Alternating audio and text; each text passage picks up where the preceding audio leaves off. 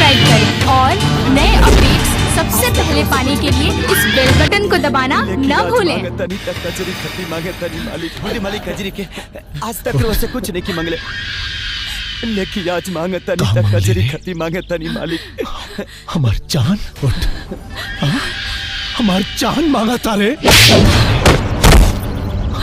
हमार जान हमार जान मांगा तारे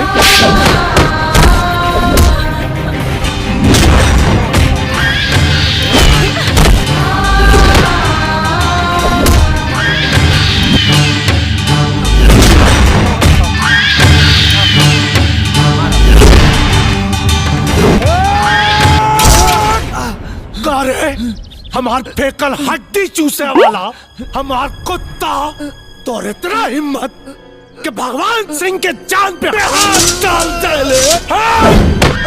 अरे तोरा के जिंदा रहे का कोनो हक नहीं खे। खत्म हुई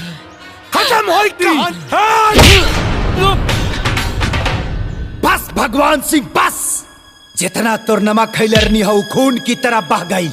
अब नस नस में खाली कजरी के प्यार दौड़ता और एक एक कतरा तूफान के बराबर बा। ई देख नमूना।